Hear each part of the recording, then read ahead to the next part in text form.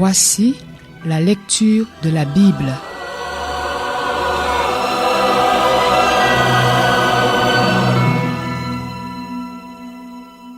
Genèse chapitre 16. Saraï, la femme d'Abram, ne lui avait pas donné d'enfant, mais elle avait une servante égyptienne du nom d'Agar. Saraï dit à Abram, « Voici que l'Éternel m'a rendu stérile. Aie des relations avec ma servante, peut-être aurai-je par elle des enfants. » Abram écouta Saraï. Alors Saraï, la femme d'Abram, prit l'Égyptienne Agar, qui était sa servante, et elle la donna pour femme à son mari Abram, 10 ans après l'installation d'Abram dans le pays de Canaan. Il eut des relations avec Agar et celle-ci tomba enceinte. Quand elle se vit enceinte, elle regarda sa maîtresse avec mépris. Saraï dit à Abram, « L'injure qui m'est faite retombe sur toi. C'est moi qui ai mis ma servante dans tes bras, mais quand elle a vu qu'elle était enceinte, elle m'a regardé avec mépris. Que l'Éternel soit juge entre toi et moi. » Abram répondit à Saraï, « Ta servante est en ton pouvoir. Traite-la comme tu le jugeras bon. » Alors Saraï maltraita Agar, de sorte que celle-ci s'enfuit loin d'elle. L'ange de l'Éternel la trouva près d'une source d'eau dans le désert, près de la source qui est sur le chemin de Chour.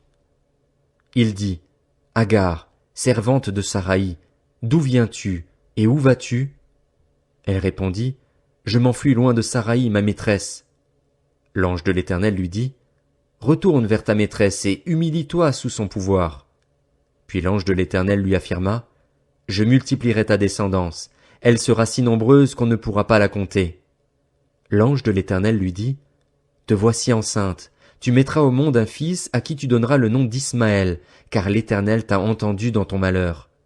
Il sera pareil à un âne sauvage. Sa main sera contre tous, et la main de tous sera contre lui. Il habitera en face de tous ses frères. » Elle donna à l'Éternel, qui lui avait parlé, le nom d'Ata El-Roi, car elle dit, « Ai-je vu ici la trace de celui qui me voit ?» C'est pourquoi l'on a appelé ce puits le puits de Lachai-Roi. Il se trouve entre Kadès et Bared. Agar donna un fils à Abram, et celui-ci appela Ismaël le fils qu'Agar lui donna. Abram était âgé de 86 ans lorsqu'Agar lui donna Ismaël.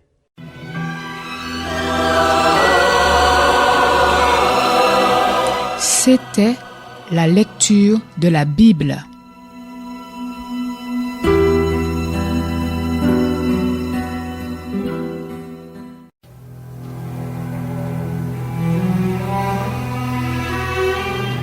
Voici la lecture de la Bible.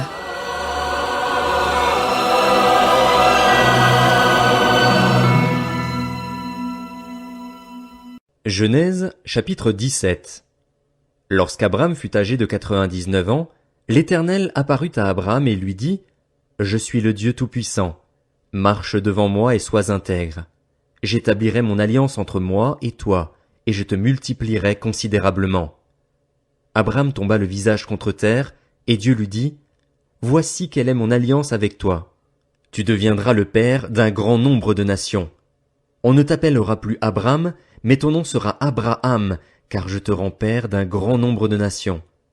Je te ferai beaucoup proliférer, je ferai de toi des nations, et des rois seront issus de toi.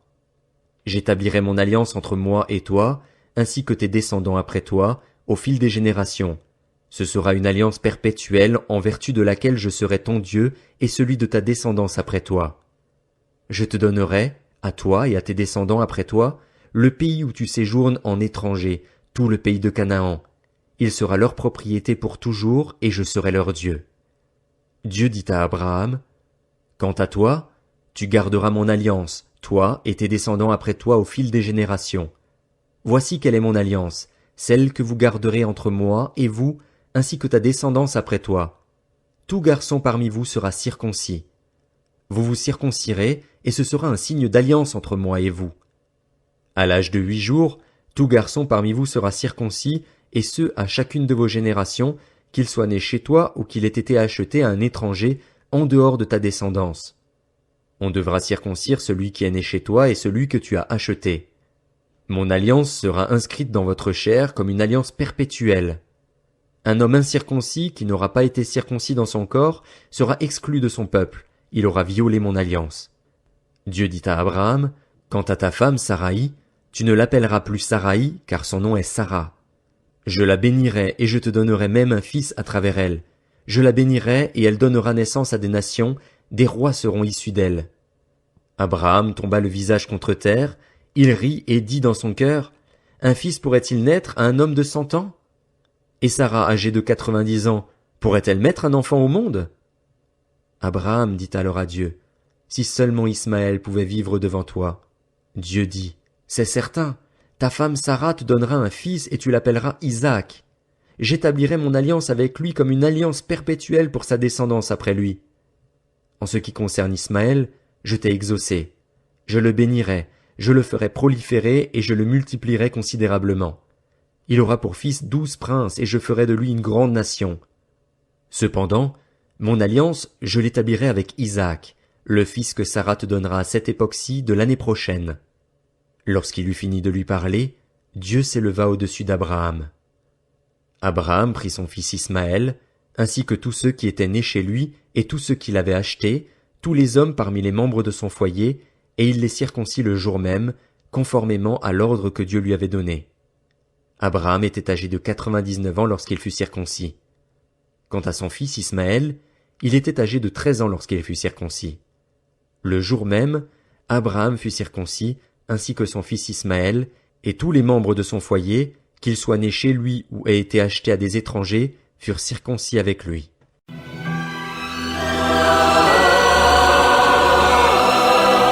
C'était la lecture de la Bible.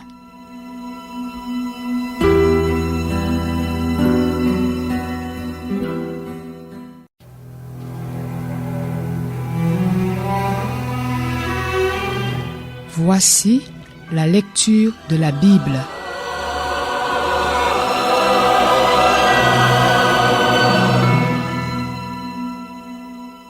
Genèse, chapitre 18. L'Éternel apparut à Abraham parmi les chênes de Mamré, alors qu'il était assis à l'entrée de sa tente pendant la chaleur du jour. Il leva les yeux et vit 3 hommes debout non loin de lui. Quand il les vit, il courut depuis l'entrée de sa tente à leur rencontre et se prosterna jusqu'à terre. Il dit, « Seigneur, si j'ai trouvé grâce à tes yeux, ne passe pas loin de ton serviteur. Permettez qu'on apporte un peu d'eau pour vous laver les pieds et reposez-vous sous cet arbre.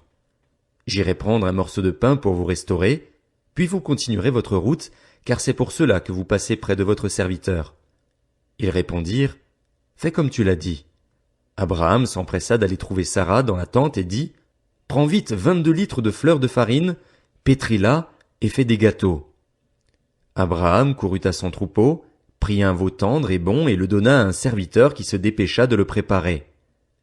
Il prit encore du lait caillé et du lait, avec le veau qu'on avait préparé, et il les mit devant eux. Il se tint lui-même à leur côté, sous l'arbre, et ils mangèrent. Puis ils lui dirent, « Où est ta femme, Sarah ?» Il répondit, « Elle est là, dans la tente. » L'un d'eux dit, « Je reviendrai vers toi à la même époque, et ta femme Sarah aura un fils. » Sarah écoutait à l'entrée de la tente derrière lui. Abraham et Sarah étaient vieux, d'un âge avancé, et Sarah ne pouvait plus espérer avoir des enfants. Elle rit en elle-même en se disant, « Maintenant que je suis usée, aurais-je encore des désirs? Mon Seigneur aussi est vieux. » L'Éternel dit à Abraham, « Pourquoi donc Sarah a-t-elle ri en se disant, « Est-ce que vraiment j'aurai un enfant, moi qui suis vieille? Y a-t-il quoi que ce soit d'étonnant de la part de l'Éternel? Au moment fixé, je reviendrai vers toi, à la même époque, et Sarah aura un fils. » Sarah mentit en disant, « Je n'ai pas ri, » car elle eut peur. Mais il dit, « Au contraire, tu as ri. » Ces hommes se levèrent pour partir en se dirigeant du côté de Sodome. Abraham les accompagna pour les reconduire. Alors l'Éternel dit, « Cacherai-je à Abraham ce que je vais faire? Abraham deviendra une grande nation et puissante, et toutes les nations de la terre seront bénies en lui. En effet, je l'ai choisi afin qu'il ordonne à ses fils et à sa famille après lui de garder la voie de l'Éternel en pratiquant la droiture et la justice. Ainsi l'Éternel accomplira en faveur d'Abraham les promesses qu'il lui a faites. » Et l'Éternel dit, « Le cri contre Sodome et Gomorrhe a augmenté, et leur péché est énorme. C'est pourquoi je vais descendre et je verrai s'ils ont agi entièrement d'après le bruit venu jusqu'à moi. Si ce n'est pas le cas, je le saurai. Les hommes s'éloignèrent et allèrent vers Sodome, mais Abraham se tint encore devant l'Éternel. Abraham s'approcha et dit, « Supprimeras-tu vraiment le juste avec le méchant? Peut-être y a-t-il 50 justes dans la ville. Les supprimeras-tu aussi et ne pardonneras-tu pas à cette ville à cause des 50 justes qui sont au milieu d'elle? Faire mourir le juste avec le méchant, si bien que le sort du juste serait identique à celui du méchant, cela ne correspond certainement pas à ta manière d'agir. Celui qui juge toute la terre n'appliquera-t-il pas le droit? » L'Éternel dit, « Si je trouve à Sodome 50 justes, je pardonnerai à toute la ville à cause d'eux. » Abraham reprit, « Voici que j'ai eu l'audace de parler au Seigneur, moi qui ne suis que poussière et cendre. Peut-être à ces 50 justes, en manquera-t-il 5? Pour 5, détruiras-tu toute la ville? » L'Éternel dit, « Je ne la détruirai pas si j'y trouve 45 justes. » Abraham continua de lui parler et dit, « Peut-être s'y trouvera-t-il 40 justes. » L'Éternel dit, « Je ne lui ferai rien à cause de ces 40. » Abraham dit, « Que le Seigneur ne s'irrite pas et je parlerai. Peut-être s'y trouvera-t-il 30 justes. » L'Éternel dit, « Je ne lui ferai rien si j'y trouve 30 justes. » Abraham dit, « Voici que j'ai eu l'audace de parler au Seigneur. Peut-être s'y trouvera-t-il 20 justes. » L'Éternel dit, « Je ne la détruirai pas à cause de ces 20. » Abraham dit, « Que le Seigneur ne s'irrite pas et je ne parlerai plus que cette fois. Peut-être s'y trouvera-t-il 10 justes. » L'Éternel dit, « Je ne la détruirai pas à cause de ces 10 justes. » L'Éternel s'en alla lorsqu'il eut fini de parler à Abraham, et Abraham retourna chez lui.